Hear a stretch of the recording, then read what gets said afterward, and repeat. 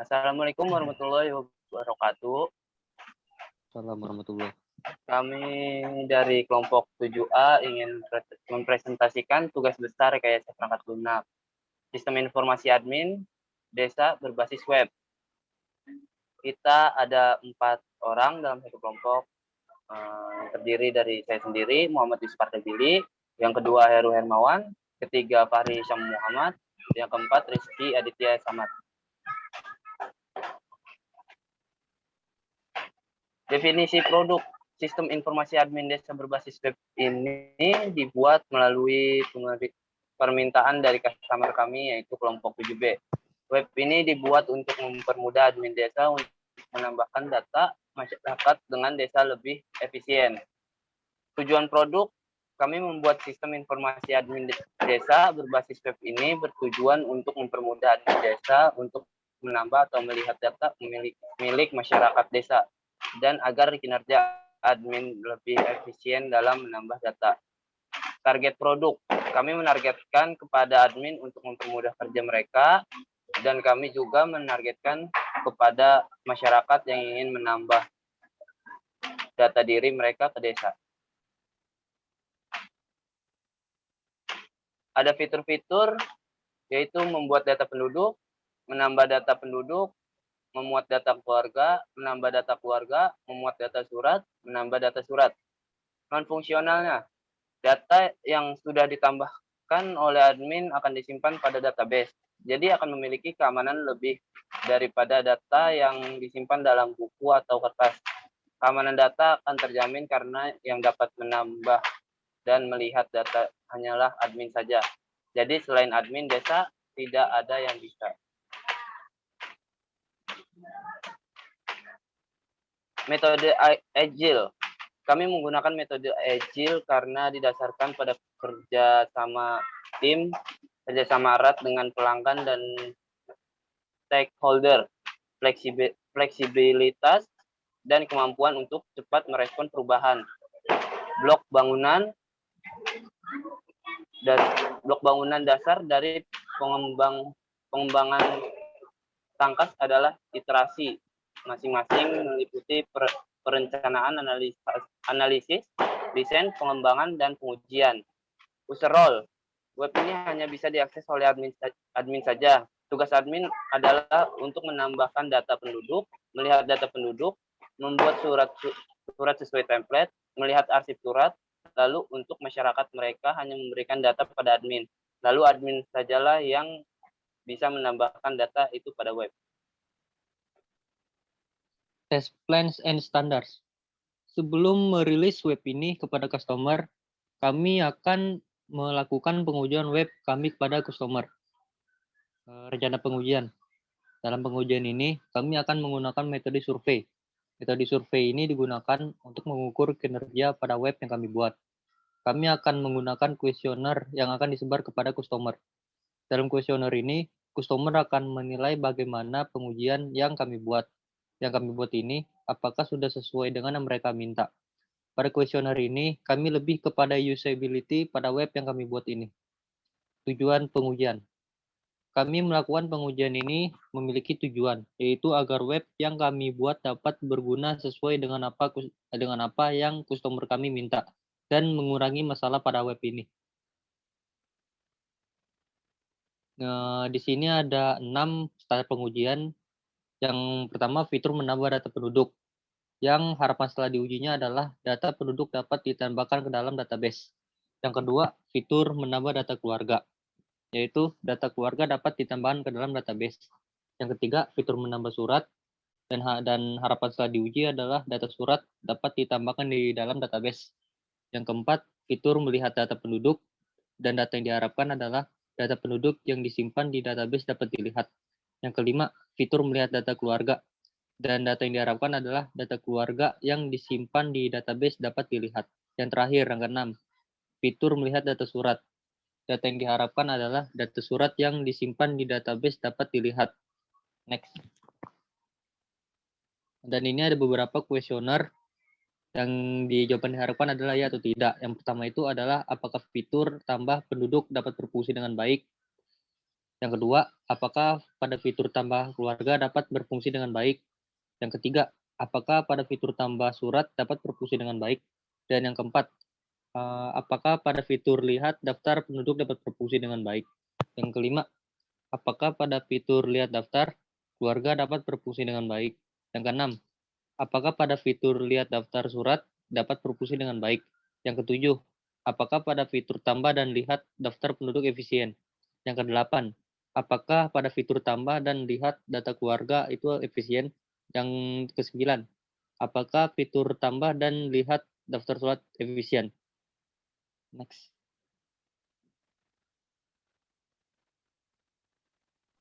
Berikut Hasil hasil dari kuesioner yang kami lakukan. Kami sudah melakukan survei dengan cara menyebar. Survei ini dibuat untuk testing fitur-fitur pada web kami sebelum dirilis, dan berikut hasilnya. Ini hasil pertanyaan kuesioner. Apakah pada fitur pendapat?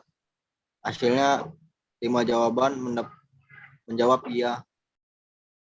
Apakah fitur tambahan keluarga dapat berfungsi dengan baik? 5 orang menjawab iya. Apakah pada fitur surat dapat berfungsi dengan baik?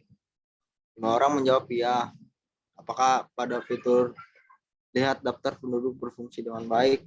Jawab iya semua. Next. Di sini, apakah pada fitur tambah dan lihat daftar penduduk efisien? Ada yang menjawab 3 iya. Dan yang menjawab cukup efisien 75%. Yang menjawab sangat efisien 1%, 25%. Apakah pada fitur tambah dan daftar keluarga efisien? 2 orang menjawab iya, sangat efisien, dan 2 orang menjawab cukup efisien. Apakah pada fitur tambah lihat daftar surat efisien? 75% menjawab sangat efisien, 25% menjawab cukup efisien. Next. Jadi kesimpulannya, setelah melakukan pengujian menggunakan kuesioner ini, dapat disimpulkan bahwa pada fitur tambah dan lihat data penduduk, tambah dan lihat data keluarga, dan tambah dan lihat data surat mendapatkan presentasi 100%, yang menandakan bahwa fitur tersebut sudah berjalan sesuai yang diharapkan. Lalu pada pengujian koefisien mendapat data yaitu pada fitur tambah dan lihat penduduk mendapat persentase 75% cukup efisien. Lalu pada fitur tambah dan lihat keluarga mendapatkan presentasi 50% cukup efisien. Dan pada fitur tambah dan lihat surat mendapatkan presentasi 75% sangat efisien. Next. Berikutnya akan saya jelaskan tentang aplikasi web yang kami buat.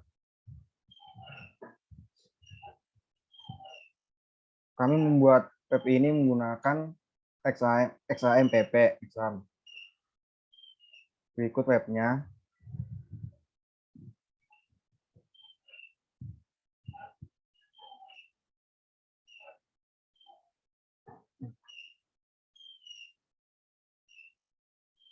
Nah, ini dia webnya. Isinya ada daftar penduduk, tambah penduduk, daftar keluarga, dan tambah keluarga. Lalu di surat, sini ada daftar surat dan buat surat. Nah, ini contoh tampilannya daftar penduduk. Lalu berikutnya tampilan dari tambah penduduk.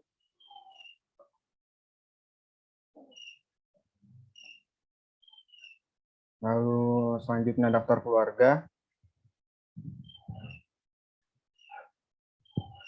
Lalu ada daftar tambah keluarga. Selanjutnya ada daftar surat dan buat surat. Saya akan mencontohkan salah satu fiturnya yaitu tambah penduduk. Yang pertama masukkan nomor KTP. Lalu nama.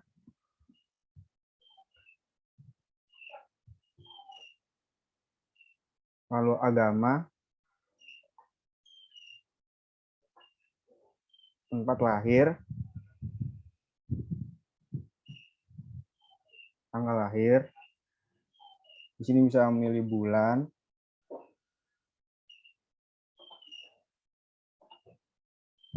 lalu memilih tahun lahir, pilih jenis kelamin, golongan darah, pendidikan,